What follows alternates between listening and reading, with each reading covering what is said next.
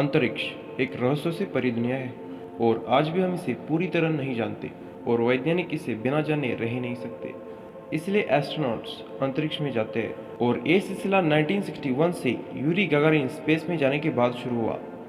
दुनिया का पहला स्पेस स्टेशन साउथर्न यूनियन के द्वारा बनाया गया और इसे 19 अप्रैल 1961 को पृथ्वी के ऑर्बिट तक लॉन्च करा गया सैल्यूट 1 के नाम से।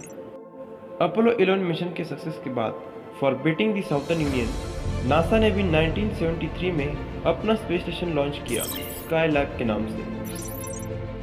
लेकिन ये सब स्पेस स्टेशन एक ट्रेलर थे और यही से स्पेस मिशन में क्रांति होनी शुरू हुई।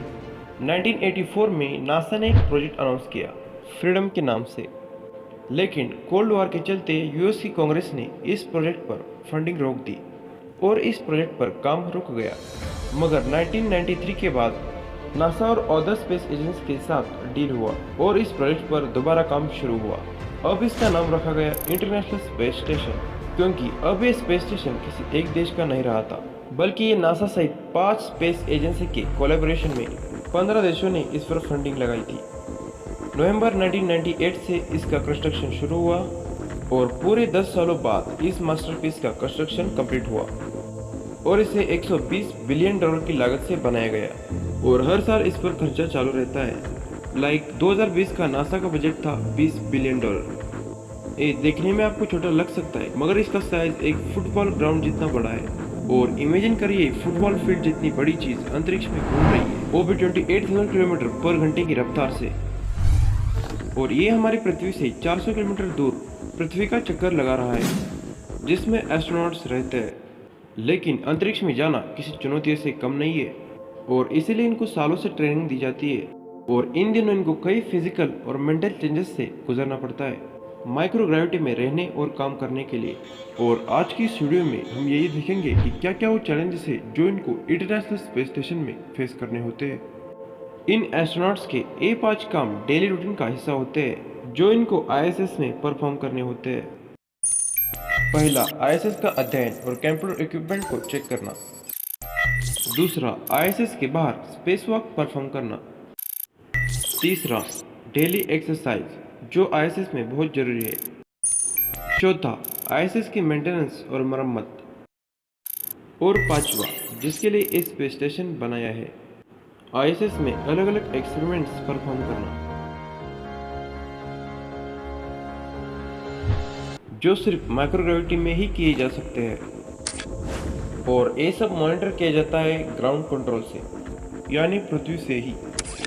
अब इन सब चीज़ों को करने के अलावा एस्ट्रोनॉट्स हमारी तरह खाते हैं, पीते हैं, नहाते हैं, टॉयलेट जाते हैं, लेकिन माइक्रोग्रेविटी की वजह से इन चीज़ों को करने का तरीका हमारी पृथ्वी से काफ़ी अलग होता है। तो हम शुरू करते हैं मॉर्निंग रूटीन से।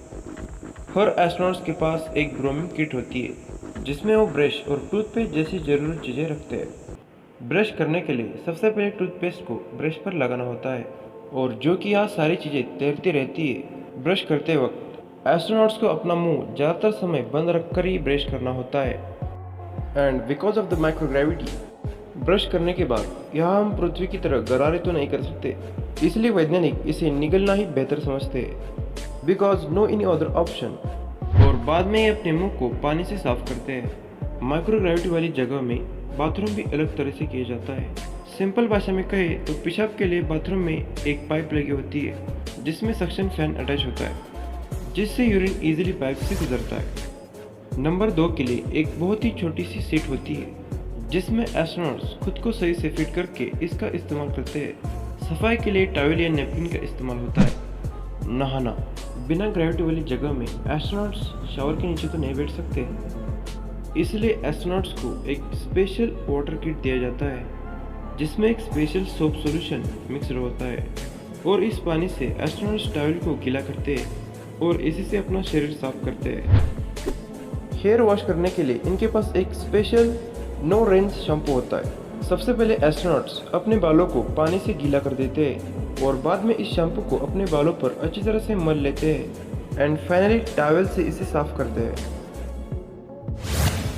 एक्सरसाइज, स्पेस में रहने वाले वैज्ञानिकों को बोन लॉस और मसल लॉस की काफ़ी शिकायत रहती है और पहले जो एस्ट्रोनॉट्स स्पेस स्टेशन में रहते थे वो पृथ्वी पर आने पर चलना तक भूल जाते थे। और हैरानी की बात तब हुई जब वैज्ञानिकों को ये पता लगा कि विदाउट ग्रेविटी में हार्ट मसल पावर लूज कर देता है। बिकॉज प्रकृति ने हमारे हार्ट का डिज़ाइन इस तरह से किया है कि वो ब्लड ग्रेविटी के अगेंस्ट पुश करता है, और जितने ज़्यादा दिन हम स्पेस में रहेंगे उतने ज़्यादा अमाउंट में हार्ट अपना मसल पावर लूज कर देगा। और इससे बचने के लिए एस्ट्रोनॉट्स को 2 घंटे तक एक्सरसाइज करना होता है 3 मशीनों के जरिए, weight lifting, bicycle and treadmill. Eating in space. खाने के लिए यहाँ भी घर की तरह एक किचन बेड होता है और यहाँ पे हर तरह का खाना उपलब्ध होता है। और बिना ग्रेविटी वाली जगह में खाने का मजा ही कुछ और है।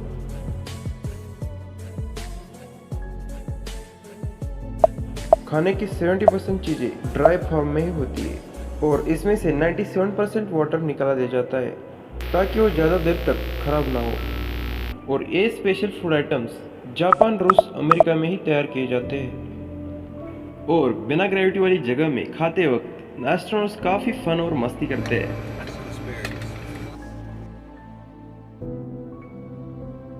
सोने के लिए आईएसएस में एक छोटी सी रूम होती है जिसमें एक बड़ा सा बैग लगा होता है जिसमें एस्ट्रोनॉट्स खुद को फिट करके सोते हैं ताकि वो इधर उधर फ्लोट ना कर सके। और सोते वक्त एस्ट्रोनॉट्स को कोई सेंसेशन नहीं रहता कि वो किस पोजीशन में सोए हैं, बस देखने वाले को ही पता चलता है कि सामने वाला इंसान सीधा है या लेटा हुआ है। और सोने के अलावा स्लीपिंग रूम में लैपटॉप, किताबें जैसी पर्सनल चीज़ें भी होती है। क्या आपने सोचा ही आईएसएस में ऑक्सीजन कहाँ से आता होगा? इसके लिए सिंपली वाटर टैंक में इलेक्ट्रिसिटी पास की जाती है and due to this electric charge water split into hydrogen and oxygen.